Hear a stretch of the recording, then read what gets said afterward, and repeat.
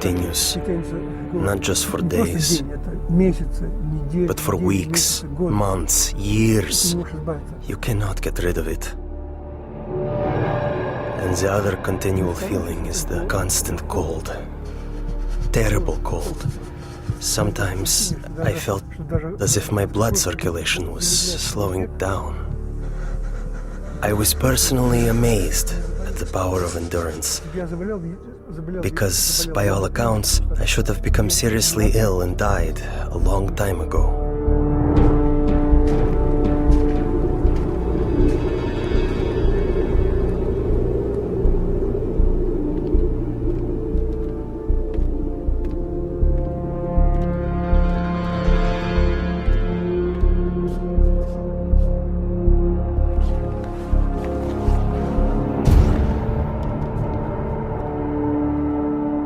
One night, I was thrown into a cell with a broken window. The KGB was determined to do an experiment and freeze me. Later they would say he broke the window in his cell and died of cold. I felt despair. I thought to myself, has God really left me? Am I really forgotten and neglected? Have my years of suffering been in vain? And in my despair, I began to pray. I usually pray silently, but this time I started to appeal to God out loud. God, have you left me? My cries were bursting from a heart literally in utter despair.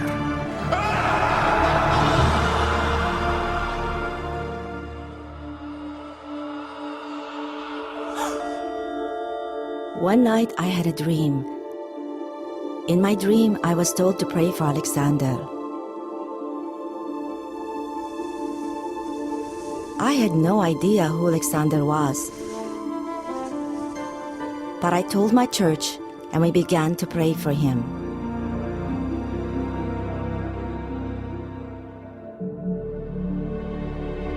And right then, I suddenly felt a palpable physical warmth.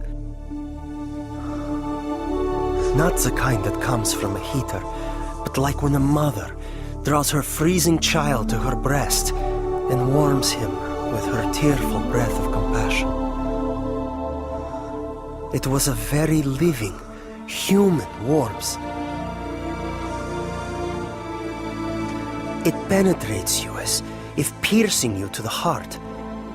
And inside your heart, a spring opens up, out of which flows peace.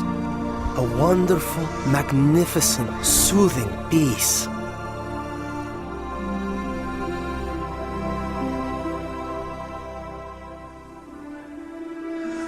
I felt a very loving, brotherly touch.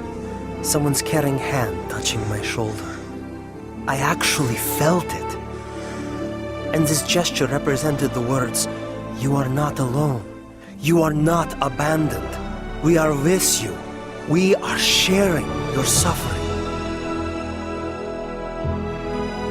This warmth was the energy God gave me to feel physically the heat of prayer with my own skin, my own being.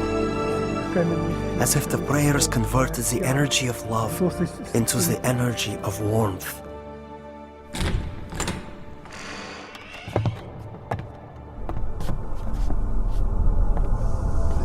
In the morning, it was a shock to my executioners. They couldn't understand. I wasn't simply alive, but my temperature was the same as that of a normal person.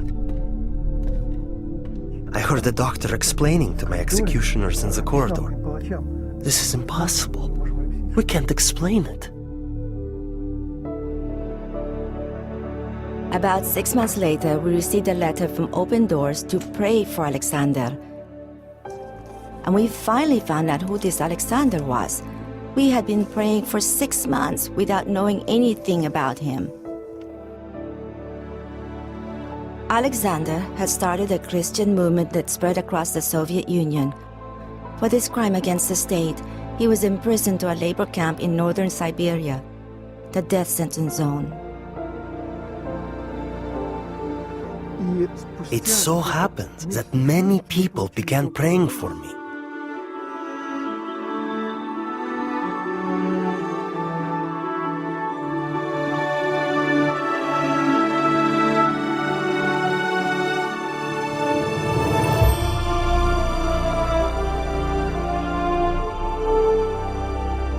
And that was exactly when they released me.